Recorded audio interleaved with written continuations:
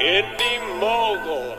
This week on Indie News, I can't believe my Kickstarter project reached its goal in only 8 hours. I'll take you through the process of setting up a project and compare Kickstarter versus Indiegogo. Why Russell hung out with Kevin Spacey and Willem Dafoe, and how you can use Moby's music in your film. Hey Indie Mogulers, Griffin here. It's been a really exciting week for me. I launched my first Kickstarter campaign and it raised $5,000, 100% of the goal, in just 8 hours. So thank you so much to all of you who have supported me. By now it's raised almost $15,000 from over 800 backers. So today I want to talk about why I think it's been so successful, and Rat Productions wants me to explain Kickstarter in more detail than most of us know. So now that I've been through the process, I'll take you through it step by step. First, what is Kickstarter? It's a platform for raising money for a project. It's not donations because every backer gets something in return. For my Sriracha documentary, I could have paid for the production myself, gone into debt, and hoped that I could recoup the money later by selling the film. But if I know there's already an audience for the film, Kickstarter lets me ask for their support up front, which is a much better situation. But realize that this is not a magic money button. Only 44% of Kickstarter projects successfully reach their goal, and Kickstarter is all or nothing. You either reach your goal or you get $0. You can't just start a Kickstarter project and expect that strangers will start throwing money your way. So Seal Merchant wants to know how to get the word out. I believe that my campaign was funded so quickly because I spent a lot of time building an audience. For months I've been talking about this movie on Indie Mogul, and I've been encouraging people to go like the Facebook page, which had 1,700 fans before I launched on Kickstarter. So your first question shouldn't be, can I raise $5,000 for a film? It should be, can I find an audience first? Backers of Kickstarter projects can be all over the world, but to start a project, you must be in the US or UK and be at least 18 years old. And your project must meet several guidelines, including it has to be a project. You can't ask for money just to buy a camera. Maybe your project needs a camera, but it better also result in a film. You'll add a project image, which shows up here, and a title, which also becomes your URL. Mine is weird because punctuation is deleted, so it's Sriracha. Your project can last up to 60 days, but Kickstarter recommends under 30 because that sense of urgency helps raise money. You won't get the money until 2 weeks after the project ends.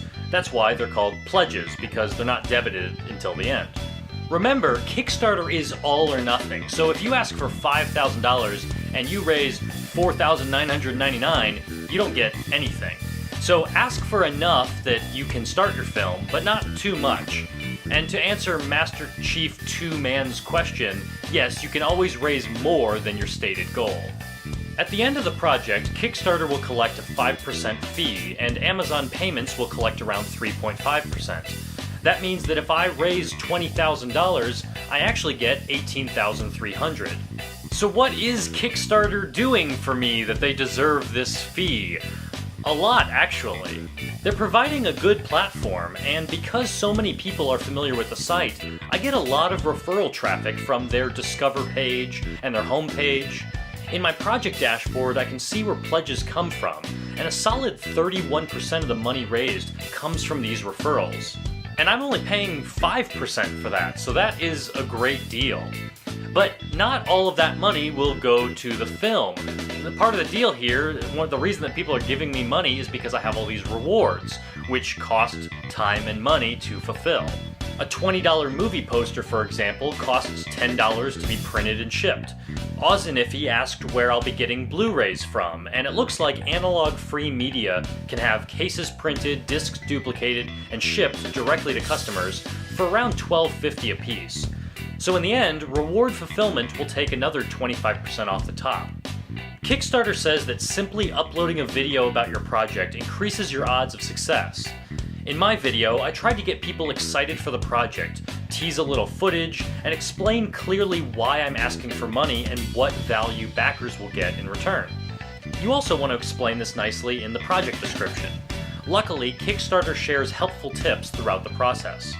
Connecting your Kickstarter account to Amazon payments can take up to 7 days, so go ahead and do that now, even if you don't have a project yet. Once you submit a project, you may have to wait 2 or 3 business days for approval. Kickstarter reviews each project to make sure you're not running a contest or selling alcohol or selling someone else's creative work. So I submitted mine last Monday morning, and they actually approved it Tuesday morning. After it's approved, you can launch at any time, and after you launch, you can still edit the project, including updating the video, but you can't change your goal or end date. You can always add more rewards, but you can't change the rewards you've already promised. Now that I'm running a project, I can post updates, which are emailed out to all backers to keep people interested in the project, and I can view a dashboard where I see that most of the money comes directly from Facebook. A lot of it comes from YouTube, and $1,600 came from one good news story on BusinessInsider.com. So now I know I need more press attention. All of my backers for just $5 get to screen the film, but this was concerning to Mark Johnson, who knows that I'm trying to get into film festivals and is wondering, will that screw up my chances?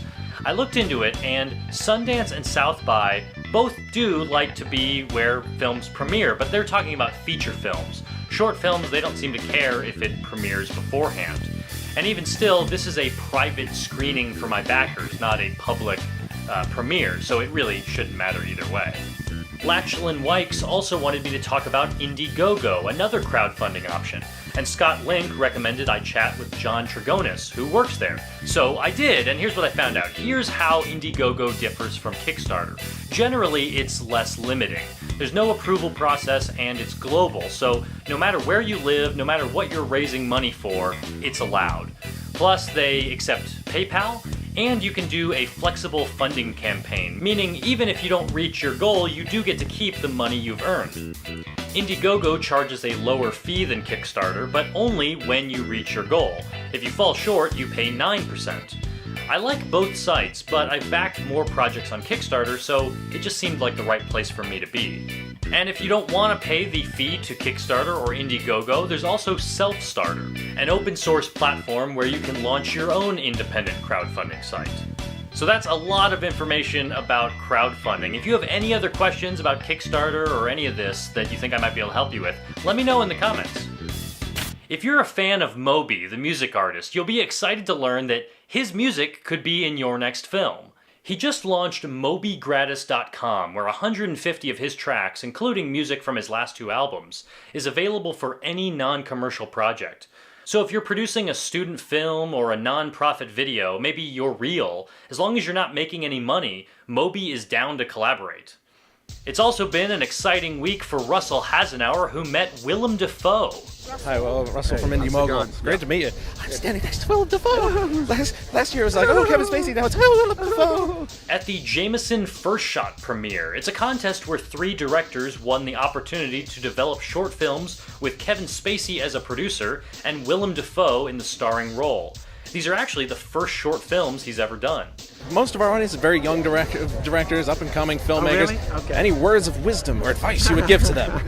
Putting you on the spot to throw out some just- wisdom. Just surround yourself with good people and you know, do what you want to do. There you have it.